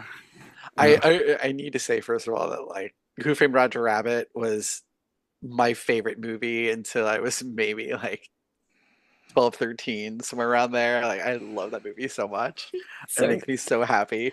But all of the movies that I've picked so far have been like sort of Hollywood adjacent, been very much about the movie industry. So I wanted to take two films that are not, but maybe stretching the definition of LA a little bit. But I think Beverly Hills is technically a neighborhood in LA, yes. not a whole separate city. So Clueless is one of the Yes. most Mhm. iconic films of the 1990s. It literally changed the way people around the country talked. What movie can say that? I still quote it. All the Oh, yeah. time. Oh yeah. All the time. As if. Like, come on. Too many iconic moments and lines and scenes in this movie. And Paul Rudd in his debut feature looking just as young as he does today in his 40s or 50s or 60s or however the fuck old he is. Even though it's incredibly weird, that relationship in that movie, but you know what?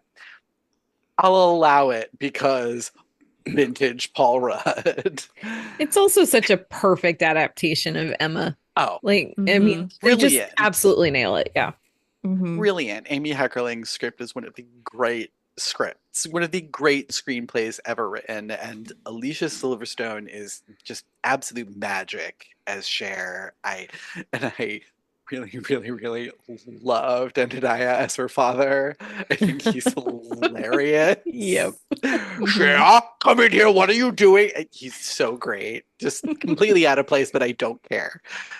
I love everything about that movie. But the other one that I always connect to it because they came out within a few years of each other and in the same neighborhood, but very different takes on it, is a movie that I hope that at least one of you has seen, Slums of Beverly Hills, from like a couple years later. have Natasha Lyonne I stars. never actually saw it. I've heard of it, but I Oh. haven't seen it. So good. Tamara Jenkins, who did The Savages. This Love was her. her, I think it was her first movie. It's a very like late 90s indie movie, but it takes place in the 1970s. And Natasha Lyonne is this like lower middle class teenager thing with this crazy family of artists and nomads and just trying to lead a more conventional life. It's so good and has such a distinct voice, which is what you would expect from any film starring Natasha Lyonne. But even like baby Natasha Lyonne was still Natasha Lyonne. And this movie is sort of like the genesis of her stardom. It was what really sort of put her on the map and put Tamara Jenkins on the map. And if you can find it somewhere, I It highly is on recommend Hulu. it. There you go. Right on Hulu for you to watch. It's a really fun one. It's definitely like of its time a little bit, but it's very, very fun. Gonna have to put it on the list and catch up with it. It's one that I've not seen. Sophia, back over to you. Okay. Well, the director I think of when I think of LA is I know. my Favorite working director, Paul Thomas Anderson. So I'm just going to mention a few as, big LA ensemble pieces. Boogie Nights, Magnolia, Licorice Pizza. I love all of them. I would say of the three, though, Boogie Nights is my favorite. That's the one I return to most frequently and was a really early favorite of mine. I think the thing with PTA that I love and connect with LA in his movies is that a lot of his films are about this idea of found family. And I think that's something that a lot of characters in movies set in Los Angeles, something that connects them and that we see pretty consistently. And I just love the way that he shoots the valley, as just where he grew up and his connection to it. And I also love really beautiful.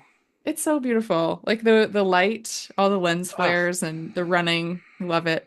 I also love Inherent Vice too, which is a very different type of movie, and I know tests the patience of many viewers. Postmodernism is not for everyone, but I love this and its connection to The Long Goodbye, which is another one of my all-time favorite LA movies, a great Altman film, and Altman's another director that I connect to LA, even though all of his films aren't set there. I think that he has a really good understanding of the city, like he does in The Player too. Mm-hmm.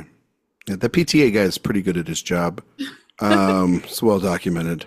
It's funny that my favorite PTA movie's in London, but that's fine. Same. But I'd tell you the one, I agree with you. Boogie Nights, out of all of them, is my favorite. And I love that it's showing two different eras of LA. It's showing this also the crumbling of this found family and how they have to re-find each other. Magnolia, obviously, is this just kind of wild third film epic and using the entire area that he has, and it feels very specific. And honestly, I don't think if that movie was in the hands of anybody else, it would work the way it does because of his specificity to the San Fernando Valley. Obviously, like Licorice Pizza is as close to a film about his kind of sprawling childhood and running around in that area. Inherent Vice, I agree with you. The more I watch that movie, the more I love it. And it's one of my wife's favorites. And Punch Drunk Love too is set there as well. And people kind of forget that because people kind of forget about Punch Drunk Love and aren't big fans of it. I left it out because I don't like it, but I understand that that's also unpopular. But that movie's uniqueness is also built around its place of character. Well, Karen, Dan, any Karen thoughts on PTA's films in the San Fernando Valley? Karen, I don't think you really want to hear my thoughts on PTA. But okay, I will say I'm not a fan of his. I do love Magnolia, and not just because of Tom Cruise. But I agree in general that he clearly does love where he grew up, and the way that he shoots the San Fernando Valley. There's even more contemporary films, like there's just this nostalgia that he evokes for this area, which is just right outside of LA, and it just kind of it's part of the city and it's also not part of the city, and just the way that he really kind of gives you this sense of how disconnected it is from Los Angeles proper. I think he really does do a great job. He's very good with the setting for sure. Yeah. I like how it feels like a peripheral setting and like the characters feel like they're trying to break into LA proper or a different type of industry at times, but also feel, I think, very stuck where they are and, gravitate towards the industry that's in, or the business type really that's in their particular environment in the valley, which is cool. Yeah. And anybody who's ever tried to drive a stick shift in Los Angeles, especially in certain neighbors of Los Angeles, can absolutely appreciate the scene in Licorice Pizza with the U-Haul. Oh my God. Well, speaking of nostalgia, it's taken a couple episodes to finally get here, but now it's here. So we probably won't hear from Karen and we probably won't hear from Dan for a little bit. The movie I think of a lot now when I think of LA is a movie I watched today. And it's also unrealistic in terms of because it's a movie where it spends a lot of time in a car driving around. and appreciating the past. It's very nostalgic, but it's Tarantino's Once Upon a Time in Hollywood, which is a movie that since I've seen it, I've seen it many times, and I love it. It's my favorite film of 2019. It's one of my favorite films of the last 10 years, and I think that movie is very. I know that there are a lot of opinions on that movie, but for me, Tarantino is another person that's deeply rooted inside LA. He's, born and raised, obviously, has a lot of nostalgia. I mean, you also have movies like Pulp Fiction and Jackie Brown, that are set in LA. Pulp Fiction, or Reservoir Dogs too, if I'm not mistaken, as well. And yet he recreated 1969's Hollywood from scratch and weaves this tapestry with what happened with Sharon Tate, with this stuntman and his and the actor that he works for. And I don't know, it feels as if this movie is, the more it's aged well, particularly for me. It's also feels like one of those true Hollywood passing of the torch movies where the Manson family is portrayed by a lot of Hollywood young actors that we now have seen over the last 5 years, sort of taken over. It has some of the two last big movie stars, one of the biggest movie star people that we have working today, Margot Robbie, but then it also has Tarantino, I think, at his most reflective and at his most vulnerable at times, and it is definitely getting away from being super revisionist history too much as that he is at times with this movie. He's not like trying to get rid of Hitler, and he's not trying to solve the slave trade in the South. I think what he's trying to do is, in a lot of ways, save the innocence that was lost by the 70s and going into the 70s, and especially this moment. And, I know that, again, there's a ton of controversies around this movie. People have always, since its release, have had the knives out for it a little bit. But I think that it's a beautiful film, and I don't think that it's, I think that it's trying to also be this love letter to Hollywood and the place he grew up in and the time he grew up in. I mean, there's this great soundtrack that he has, and there's tons of scenes where Cliff is driving around, or he's got Rick in the car and they're driving home. It's love of sort of the studio system and the rise and fall of someone there. But then there's also when they come home from Italy and the Out of Time needle drop by the Rolling Stones, and you see all the lights turn on in Los Angeles at all these iconic places. And I don't think many people, have fondness for certain places, and like Tarantino does. He's so embedded in Los Angeles culture, being a video guy and being around those small unknown places. And it really feels like at times, I've talked to friends that are like, I've gone to places specifically from that movie because it just looks cool, or it feels iconic, or it feels special.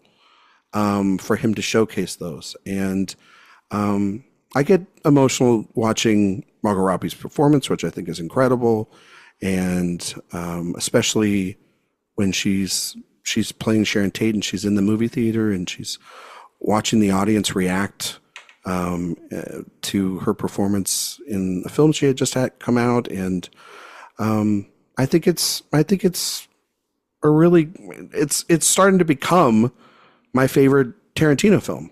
And I didn't think that over time, because I've had some of his other films, and obviously I've grown up with a lot of his films. But there's something sentimental at times about this movie, and that I really appreciate. So I love it.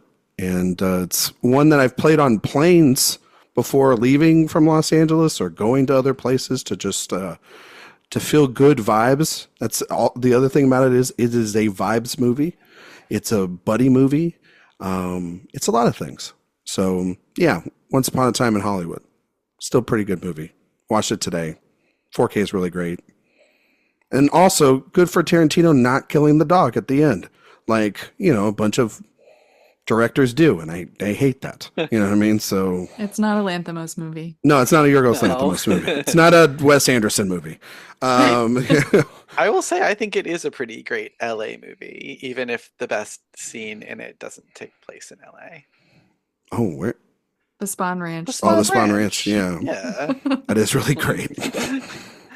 I That's already like said something nice about PTA, so that's all you get from me. I'll say, Well, it's my turn now. I will say that if I was choosing a Quentin Tarantino film, I would choose Pulp Fiction, not this. But that's fair. That's fair. I actually second would pick Jackie Brown, and I Love really Jackie I really like Jackie Brown a lot, and that's aged really well for me too. But anyway, Sophia, you were gonna say something. Yeah. I love this movie so much. So I won't leave you hanging on this one. I'll join your cause. One of me, yeah. Woo! So when I saw this movie, I think I was so nervous for what it would be and how he would handle this topic and this time. And I just like could feel myself, I think, holding my breath the entire movie. And then and I know people have their opinions on the ending. But I felt a really like deep catharsis and also sadness, like profound sadness. And I feel that when I watch this because of Sharon Tate, I think that before I saw this movie, the way that I thought of Sharon Tate was as a true crime story, was as a woman who was murdered brutally when she was pregnant. And now when I hear the name Sharon Tate, I think of someone who was just at the like beginning of her career. She was running errands in 70-degree weather when everything was just getting started for her, and she was a person who no one knew her name. I think about the one of the beautiful Sharon moments in the movie for me is when she goes up to the movie theater. She goes up to the ticket taker, and the employee of the theater says, "Why don't you stand by the poster so people know who you are?" And imagining a world, I think, where Sharon Tate isn't a victim or isn't infamous that was brand new for me, really. And was just like very beautiful and very sad. And just getting to see her in that theater, watch herself on screen and hear people laugh and appreciate her for her work. And I was really, really moved by it unexpectedly. And I think about Sharon Tate's sister in real life and how she felt about how Sharon was portrayed, and really felt that Margot's performance like did her memory justice. And I just think it's really beautiful that that's how I remember her now. And that's why I love it. Part of the reason why I love it, but also I just think it is a good LA movie. Driving around in cars, looking at all of the lights in the city, I think it does capture it at a time before everything really changed. And yeah, I do love it. I think it's really rewatchable. I watch it every year around my birthday, so I do really love it. But I understand that like why people don't like it, or I guess wouldn't care for it. But for me, it's really special. So It's also got one of Leo's best performances. my favorite Leo. Mhm. And Yeah, he's great. Pitt's incredible. And it's just, yeah, it's not a bad performance in that movie. And even if you listen to that movie, you can still hear the Elvis in Austin Butler's voice. I watched it today and I was like, he still sounds like Elvis. So yeah, it's always been there. Jesus. He is from Anaheim, California. Yeah, like Yeah. That's right. I always forget where he's actually from. Any other films that you guys want to talk about? I know that there's a lot. We can just throw out titles. Yeah, List also movies. gotta Clueless. shout out almost every version of A Star Is Born. Yeah, that's true. Mhm. Got to shout out Almost every version. Singing in the Rain, obviously. Watch that again today. Mhm. Yeah, Love such it. a wonderful, wonderful movie. What The part did you Terminator. Oh. Fantastic LA movie. T2, technically, Yes. as well. Yeah, Mhm. the great action scene. I I- have A Rebel Without a Cause. Yep. Yeah. Boys in the Hood. Yes. Shocked that Ryan did not mention Boys in the I Hood. know. Boy, Shocked. I love Boys in the Hood. I love The Nice Guys. We just did we're doing Tony Scott, so we just talked about The Last Boy Scout, which is like almost a dystopian LA movie. Like the Out of Sight,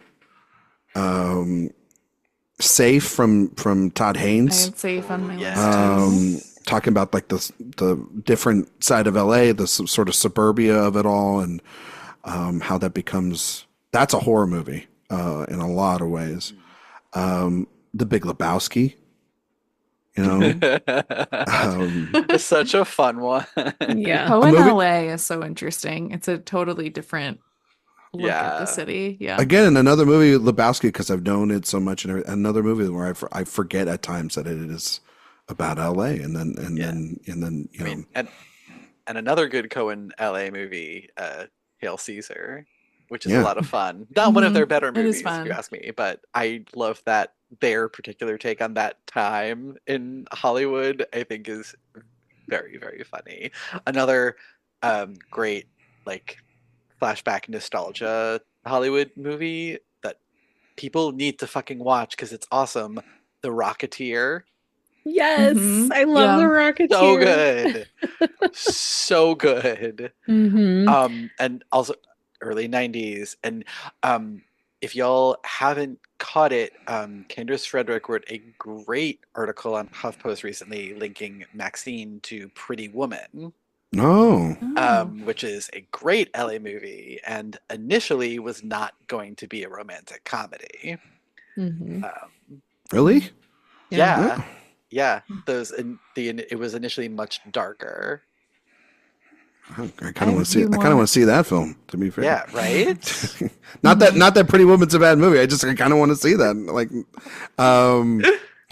yeah, Sophia, go ahead. Yeah, I have Bob and Carol and Ted and Alice, the Paul Oh, Mazursky yeah. movie. I think that movie's so funny because it also like gets into that idea of like LA wellness and like new age thinking of like, oh, I just love you so much. And oh, didn't you wouldn't understand the weekend that we had, away at this retreat. I think that's so funny. And it's really ahead of its time too. I also have The Graduate, another a movie Yes. that I think like is so Thank perfect you. at like coming back home, and also like I mean, what is there to say about The Graduate, right? That hasn't been said before. Perfect movie. What else do I have? Shampoo, the Hal Ashby movie. I also have Sophia Coppola's Somewhere. I think that Yeah. that's a like Wow. very underrated entry in We her just talked. filmography I as well. just talked about this damn movie, and I love that thing. And The Bling Ring, great LA movie.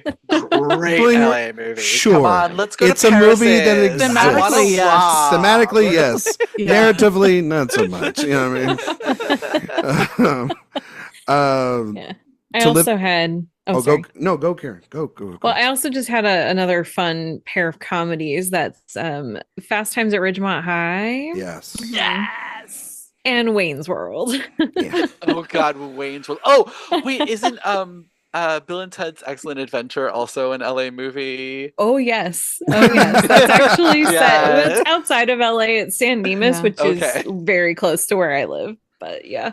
Another But like, oh, go ahead. Oh, I was just gonna say one of the reasons Wayne's World has a soft spot in my heart is because Wayne's house is actually on my aunt and uncle's street, and there's a shot where you can actually see their house in the background. Oh, so cool. Oh, that's cool. The other like silly comedy I had on my list was Troop Beverly Hills. I grew up Yes. loving Yeah. that with Yes. Shelley Long. Oh my God. I just wanted to be her in her white fur coat, trying to avoid going camping.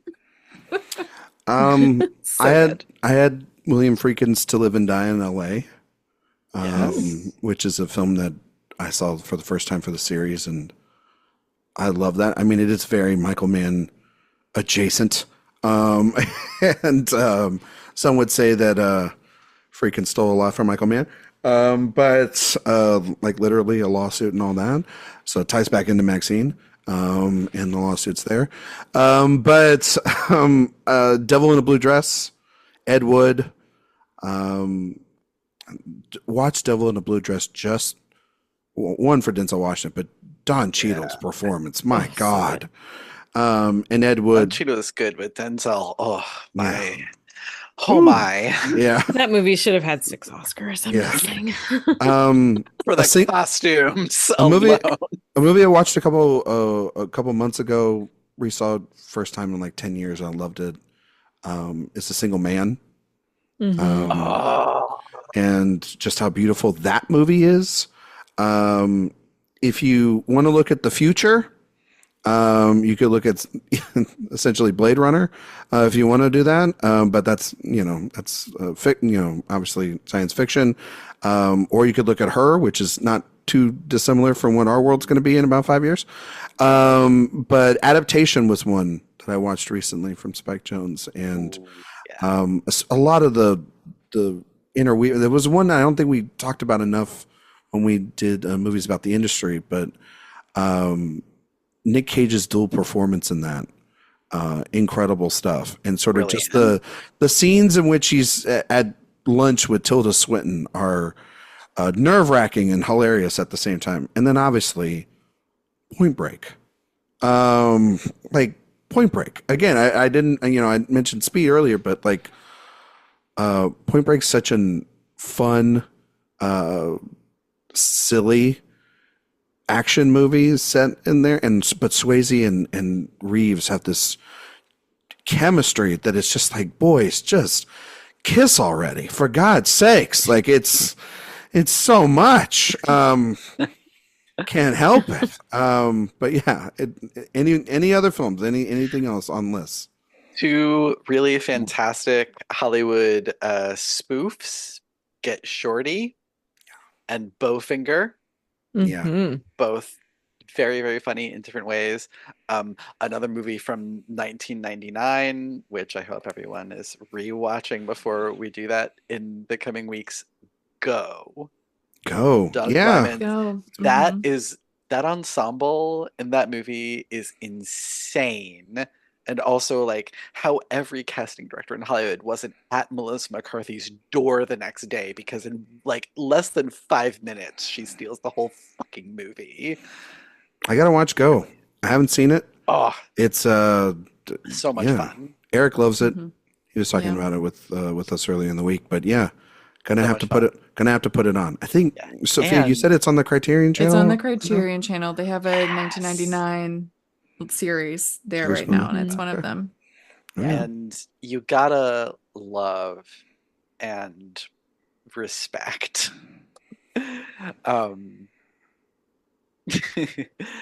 Nick Cage whenever he does a movie in LA, whether it is Unbearable Weight of Massive Talent or Gone in 60 Seconds, or I think 8mm is also is in Face LA. Off in LA? Guys, No? Face Off I think is in LA, and of course the classic City of Angels. Oh my God. Damn. I hate that movie so much. That was the reaction I was hoping to get out of this group, so I'm really happy. Thank you for living up to my God damn it. And on that note, I don't know what we were smoking in the 90s that movie was a massive hit. I really don't know. I feel like there's like It had a great soundtrack though. Great soundtrack. I feel like Perfect there's a director watch series, side series coming where like it's mistakes of a decade, like mistake movies of a decade, and that one will be on the list. But well, that's gonna do it for this week's episode. Karen, can you tell everybody where they can find you and all your work on the internet? Yeah, all of my work on the whole internet. You can find some Every of it piece, at Awards. one at a time. Yes, you can find some of it at AwardsWatch. But the easiest way to find me is to follow me on social media, especially Letterboxd and Instagram, occasionally Twitter, at Karen M. Peterson. Dan Bayer. You can find me on Twitter at Dance and Dan on Film. You can find me on Letterboxd at Dance and Dan. You can find my writing at AwardsWatch and at Next Best Picture. Sophia Ciminello. You can find me on Twitter at Sophia_Sim, and you can find me on Letterboxd at Faye Dunaway.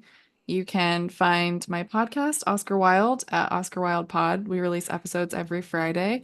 Just did one on Donald Sutherland in Ordinary People. And you can find all my writing and interviews, other podcasts at AwardsWatch. You can find me on Twitter, Instagram, Letterboxd, and Ryan McQuade 77. You can find all my work at awardswatch.com. the time this podcast release, I will have an interview up on the website with writer-director Luke Guilford for his film National Anthem. Please go and read that, as well as also go and see that film. It's one of the best films of the year so far. Podcast. If you like podcasts, we don't just do this show. We do Director Watch, which is released every Thursday. This week's episode is on the movie Spy Game and tests the theory in the Tony Scott movie series. Is it actually good? We'll have those answers for you on Thursday. iTunes, Spotify, 5-star reviews, we greatly appreciate it. While you're over on the website, please sign up for the newsletter. The newsletter is the best place to get all of our news, reviews, and interviews all in one place. Next week's episode is a big episode. We are going to be doing an Oscar retrospective episode over the year 1999. 25 years old. Shouldn't be probably one of the longest episodes we've ever done. And we are also going to do, just like we did a couple of months ago for the 2004 retrospective, we'll be doing the new revamped Shoulda, Coulda, Woulda game for that. So if you don't know what that entails, then you should go listen back to that episode. We will repeat the rules on that one, but it should be a lot of fun. We're basically going to repick the Oscars as a team. So, everyone's going to be texting each other this week and creating alliances. It's basically AwardsWatch Survivor. So if you're looking forward to that, that'll be for the year 1999 next week. So thank you all so much for listening, and we'll see you all next time.